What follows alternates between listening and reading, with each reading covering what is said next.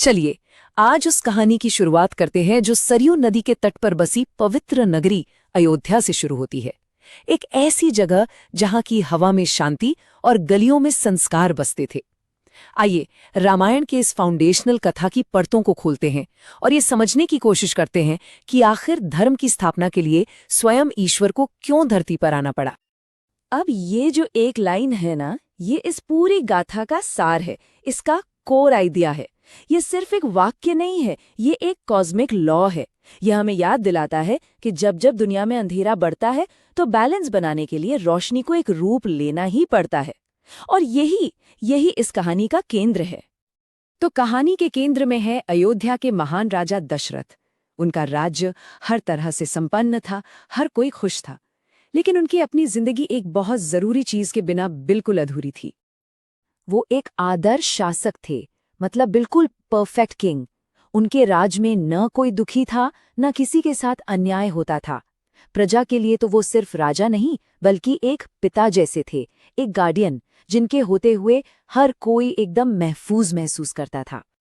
लेकिन यहीं पर एक गहरा पैराडॉक्स था, एक विरोधाभास। एक तरफ थी अयोध्या, जहां हर कोई सुखी और समृद्ध था, और दूसरी तरफ थे वही राजा जो इस सुख की वजह थे, पर अंदर से बिल्कुल अकेले थे, बिल्कुल खाली। और उनके इस गहरे दुख की वजह थी संतान का न होना। सोचिए, 3 रानियां थीं, कौशल्या, कैकेयी और सुमित्रा, लेकिन फिर भी राजमहल में बच्चों की किलकारियां नहीं गूंजती थीं, और यही सूनापन उन्हें हर पल हर घड़ी सताता रहता था। कहते हैं ना कि जब इंसान के सारे प्रयास खत्म हो जाते हैं, तब अक्सर एक डिवाइन रास्ता खुलता है। राजा दशरथ की यही निराशा उन्हें ज्ञानियों और ऋषियों की शरण में ले गई, और बस यहीं से एक नए अध्याय की शुरुआत होनी थी। उनके कुलगुरु महर्षि वशिष्ठ ने उन्हें रास्ता दिखाया। उन्होंने एक ऐसे यज्ञ का सुझाव दिया जो सिर्फ संतान पाने के लिए नहीं था, बल्कि जैसा उन्होंने कहा, ये धर्म की रक्षा का दरवाजा भी खोलेगा। मतलब ये कोई साधारण उपाय नहीं था, ये तो एक डिवाइन इंटरवेंशन का आवाहन था। अब ये कोई मामूली अनुष्ठान नहीं था। महान ऋषि श्रृंगी के नेतृत्व में जब मंत्रों की ध्वनि गूंज रही थी, तो पवित्र अग्नि से स्वयं एक दिव्य दूत प्रकट हुए। ये घटना इस कहानी का एक बहुत बड़ा टर्निंग पॉइंट था। उस दिव्य पुरुष के ये शब्द सिर्फ एक आश्वासन नहीं थे, वो एक भविष्यवाणी थे, एक गारंटी।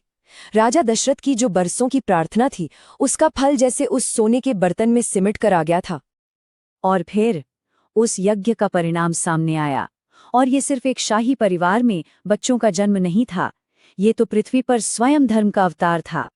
ये कोई आम दिन नहीं था। चैत्र महीने की नवी तिथि, पुनर्वसु नक्षत्र और ग्रहों की ऐसी शुभ स्थिति बनी थी जो खुद इस जन्म की दिव्यता की गवाही दे रही थी।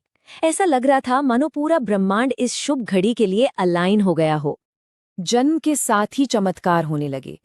पूरी अयोध्या नगरी एक अलौकिक, एक डिवाइन लाइट से जगमगा उठी, मानो प्रकृति और देवता सब मिलकर इस आगमन का जश्न मना रहे हों।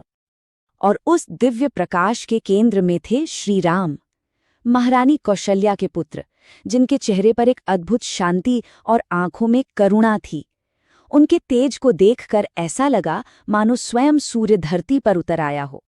लेकिन श्री राम अकेले नहीं आए थे, उनके साथ 3 और भाई थे, और ये चारों मिलकर धर्म के उस महल को संभालने वाले थे जिसका निर्माण भविष्य में होना था।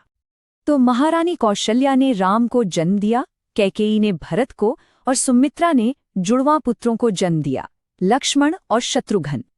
इन 4 राजकुमारों के आने से अयोध्या का वो सूनापन हमेशा हमेशा के लिए खत्म हो गया।